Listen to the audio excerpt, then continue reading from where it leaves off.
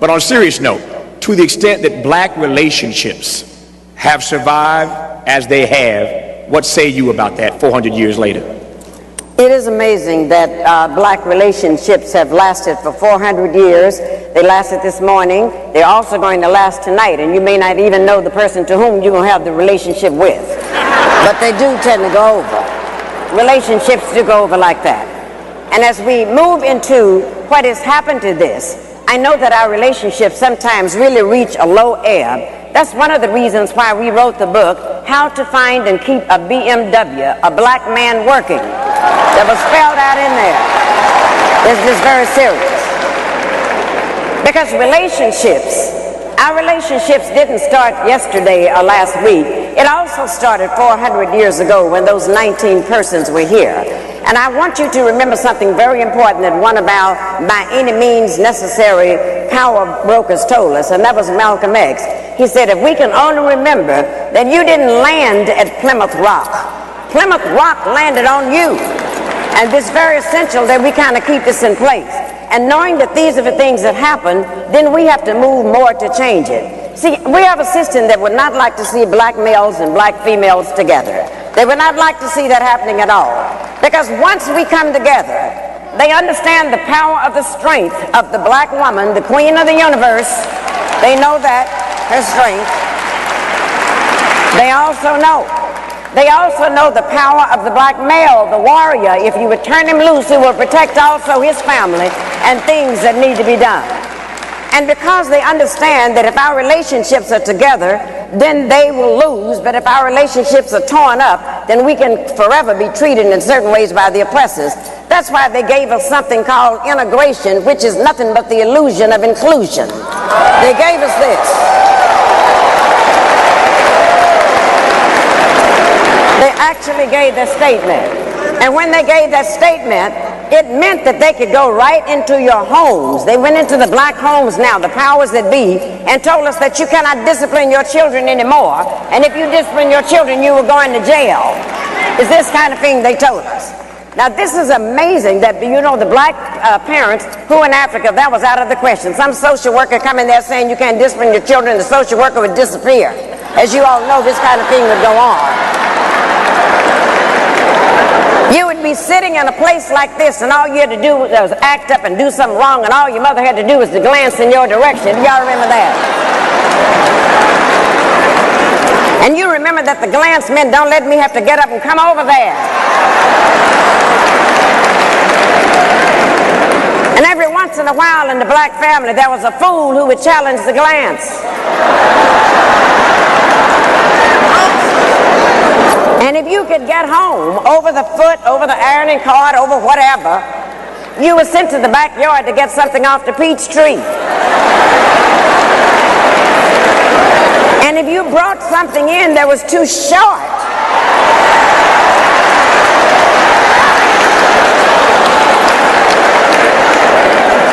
God forbid that you would do something like that. But then it got so terrible in frightening us. This is why we got to take this back, and this is the best part of our action plan, is to reclaim the minds of our children, because then they went into the public schools and took discipline out of there. So when we acted up in there, they put our boys, our black men, into something called special ed classes.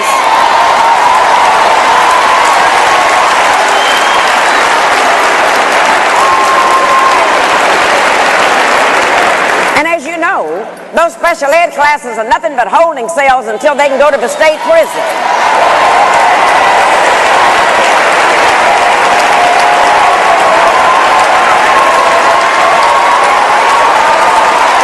But this is what they did.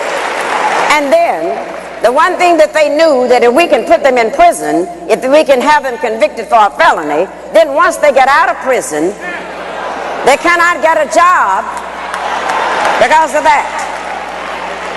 They cannot get the job. And then if they happen to eke out and find a job, then they have to pay taxes on a job, yet they cannot vote, and I call that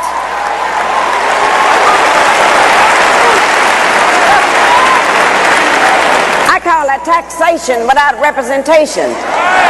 That's what we're looking at.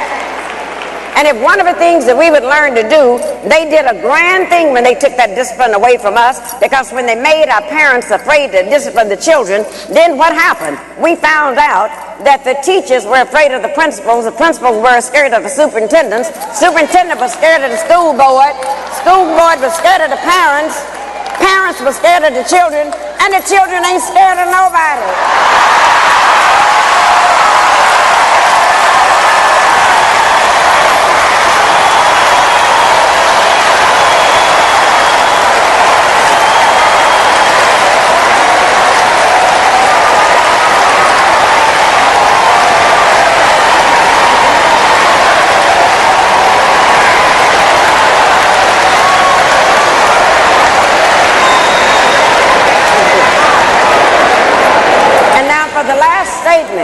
The last statement, the reason why we're so pleased to have the covenant, it makes all of this type foolishness stop. It's going on under Angela Glover in San Francisco. It's all over the country, and they're all saying we finally have a movement where we can take back over the minds of our children. And the first thing we got to take over, the covenant taught us that we do not have to have black leaders anymore. It told us because everyone in this room is empowered to be a black leader. Everyone in this room.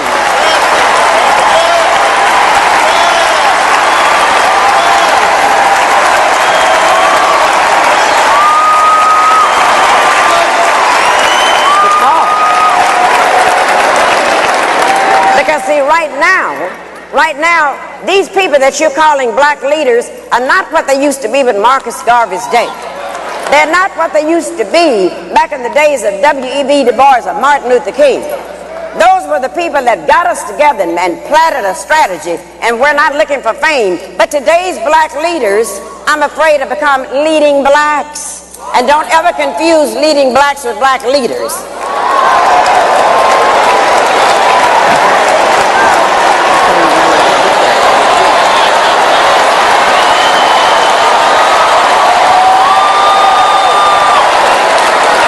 Let me tell you why you don't do that.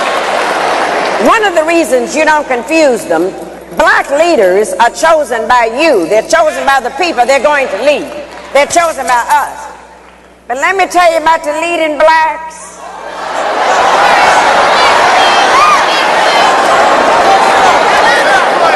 The leading blacks are chosen by the media.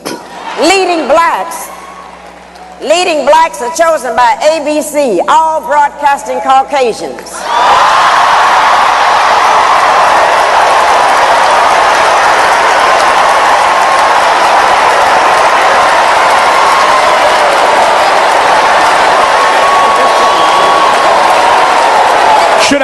Should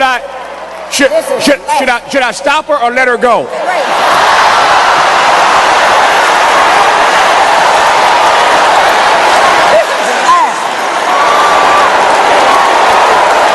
Now this is the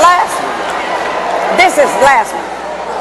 Leading blacks are also chosen by NBC. Nothing broadcasting but Caucasians. And the rest are chosen by CBS, the Caucasian broadcasting system. And when you allow leaders to be chosen by the media that's owned by the corporations, when you get ready to change your lives, when you get ready to demonstrate, when you get ready to march, when you get ready to come to the covenant, when you get ready to endorse and make Tavis one of our next elected officials, but what happens?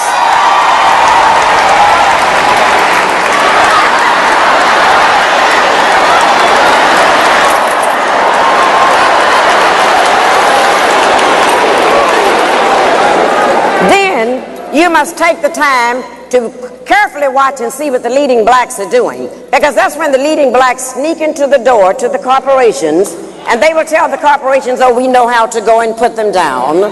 We know how to get you some real affirmative action Negroes to come in here and work.